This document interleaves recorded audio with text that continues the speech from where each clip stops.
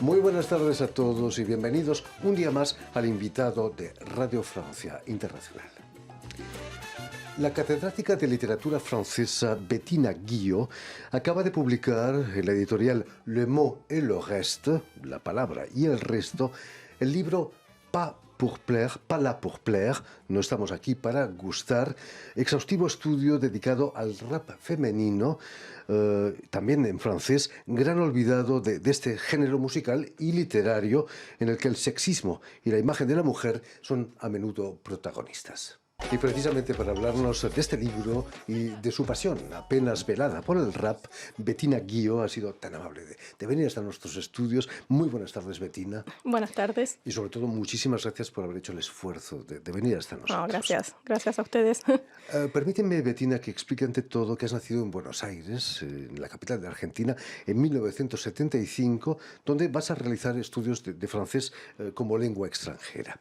Pero cuéntanos, ¿qué es lo que despertó en ti el interés por la lengua de Molière? Bueno, sí, pienso que son cuestiones familiares. Yo soy de origen italiana, como muchos argentinos, y mi abuela era una gran fanática de las lenguas extranjeras y las había aprendido de manera autodidacta, totalmente sola. Y entre esas lenguas que había aprendido fue el francés. Y indirectamente pienso que me transmitió ese gusto por la lengua francesa y sobre todo por la literatura francesa, porque fue ese primer interés por escritores franceses que me hizo dar ganas de aprender el francés en su momento. Tenía 20 años en ese entonces y ahí fue que me lancé a aprender el francés.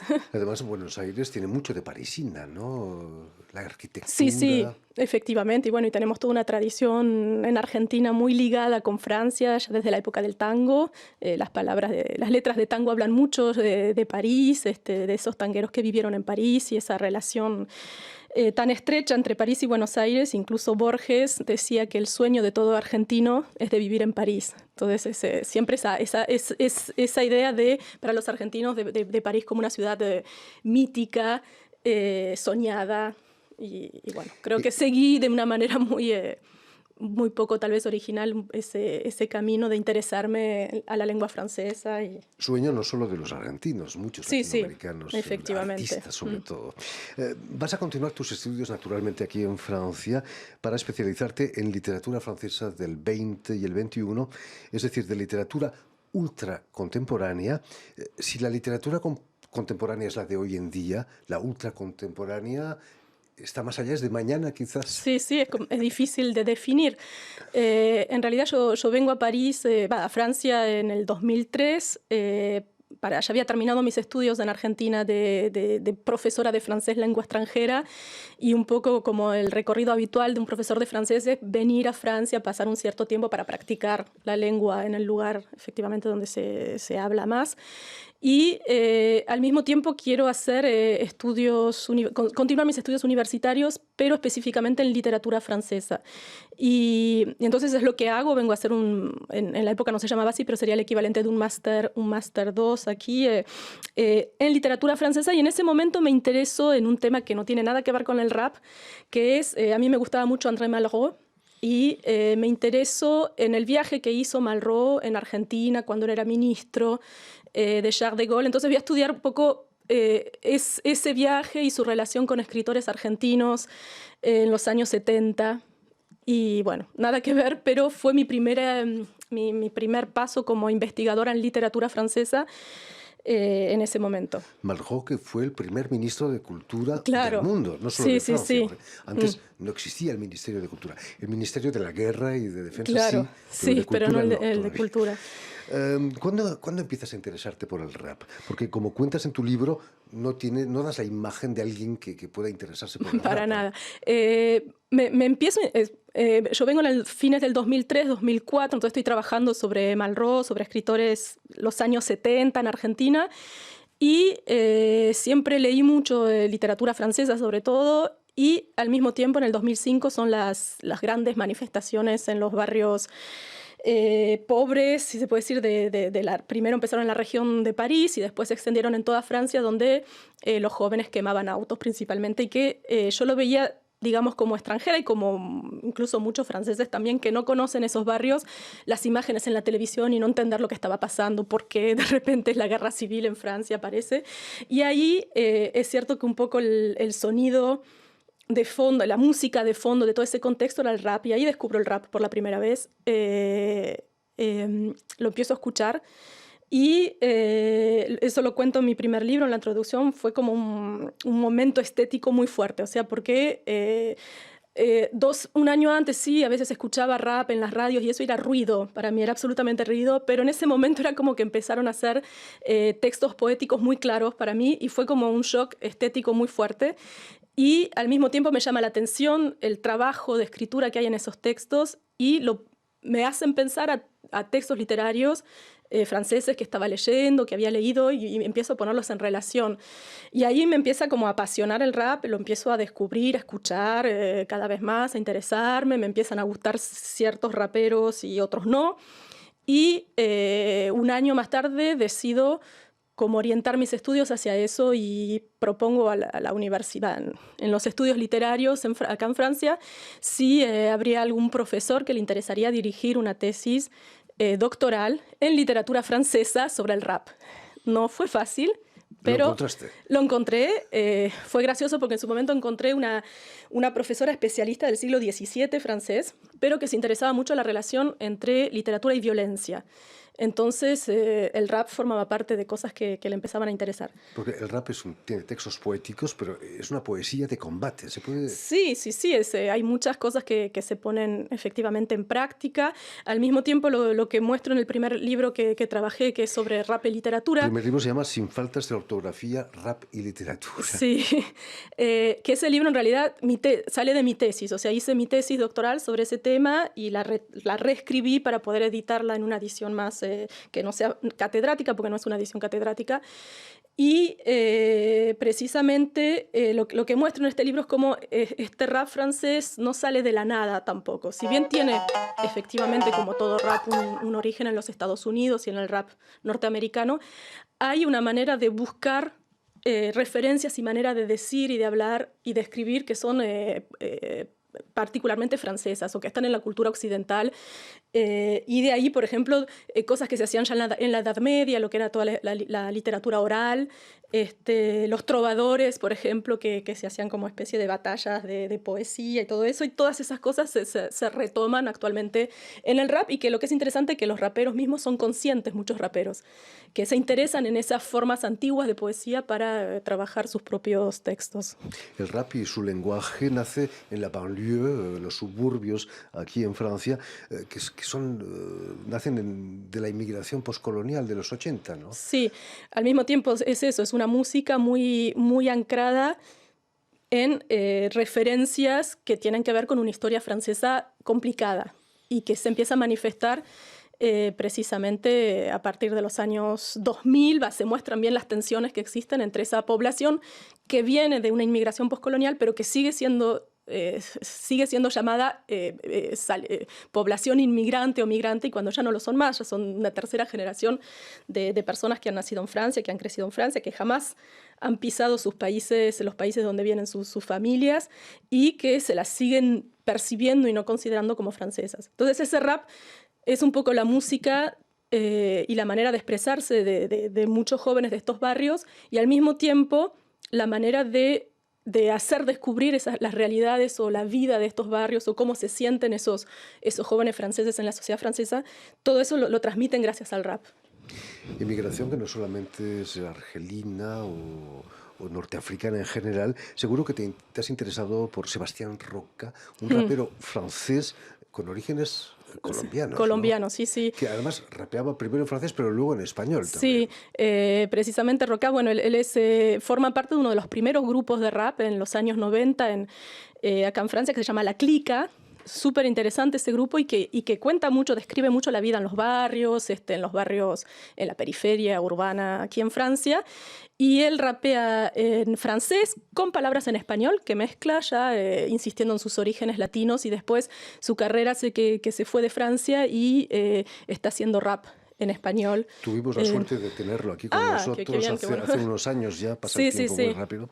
Ese lenguaje que es de banlieue a veces va muy lejos, ¿no? La justicia ha tenido que interesarse por algunos textos. Sí, sobre todo siempre, desde que apareció el rap ha creado problemas porque hay una manera de comunicar que es muy diferente a la que se está acostumbrada tal vez aquí en Francia, o que uno cree que está acostumbrada, porque lo que mostré también en mi primer libro es cómo, por ejemplo, el rap habla de una manera de las instituciones del Estado, de la misma manera que hablaba Céline, el escritor Céline, en sus libros como Voyage au bout de la nuit, que son estudiados en los liceos franceses, acá en el liceo, perdón, en Francia, o de la misma manera en que la canción francesa muy respetada, como canciones de Georges Brassens, otros hablaban de la policía y de las instituciones de esa misma manera.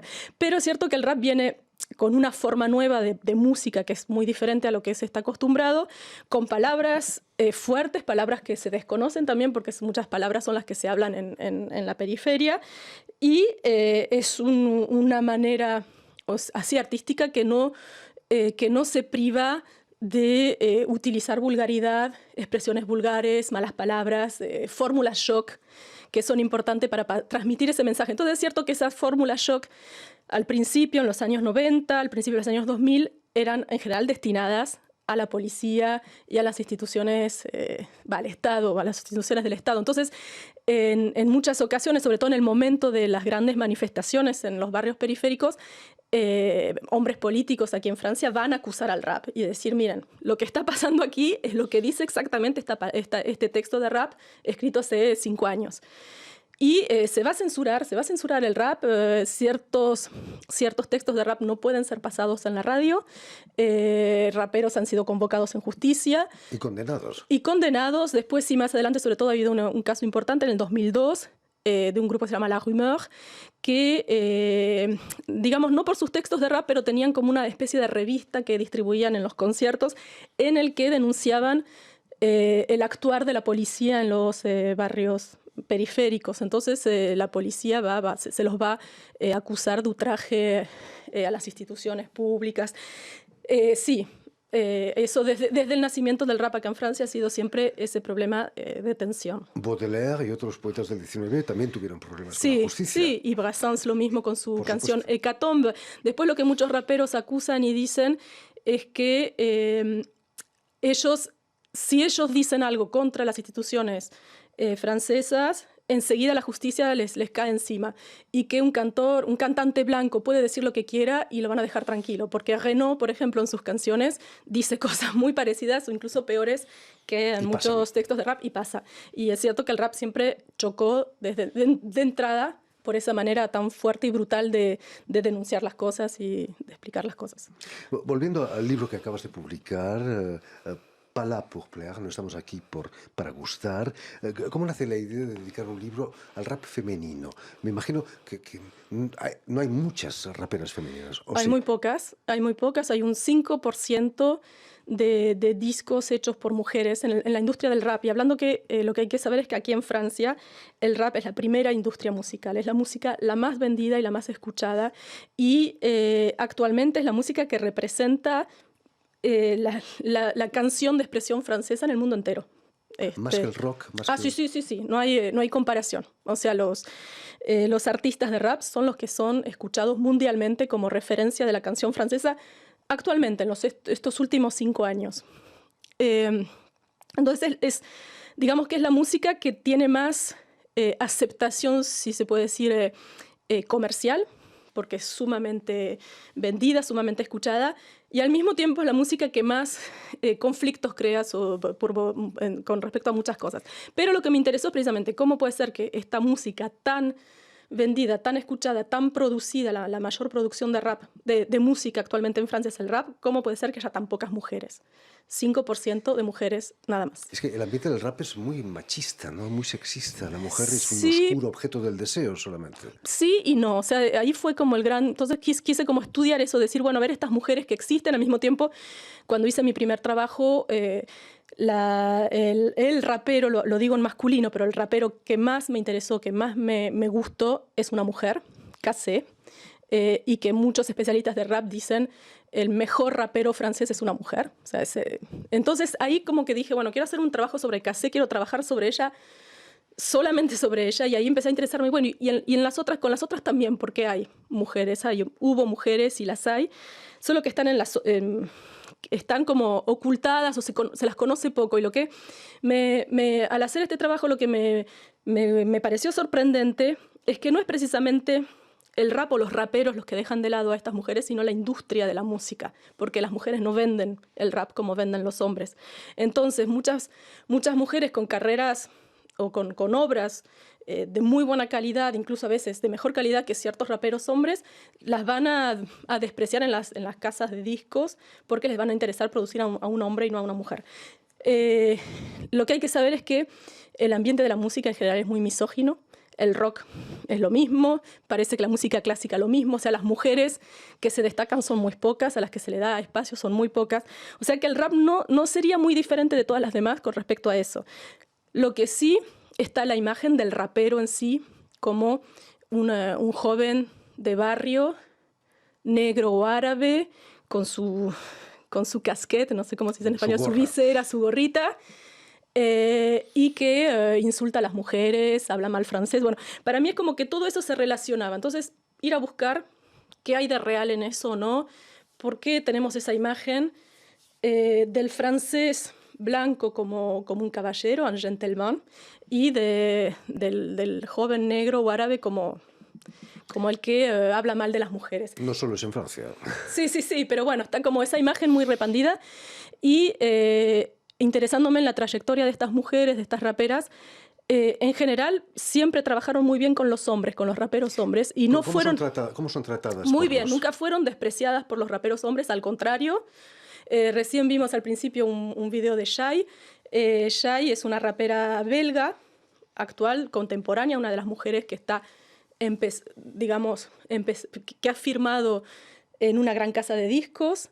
Y ella es el rapero Booba, uno de los más despreciados o considerados como misóginos, que es él el que la ha hecho salir adelante y aparecer como figura importante del rap. O sea que los hombres raperos siempre han apoyado mucho a las mujeres, incluso las primeras raperas, digamos, y en los raperos también todo se hacía mucho en grupos, y en grupos constituidos por mujeres y hombres. La mayoría hombres. A veces había una sola mujer en un grupo de 10 hombres y todos apoyando a esa mujer, y a veces ha sido la única que había sacado un disco en su época.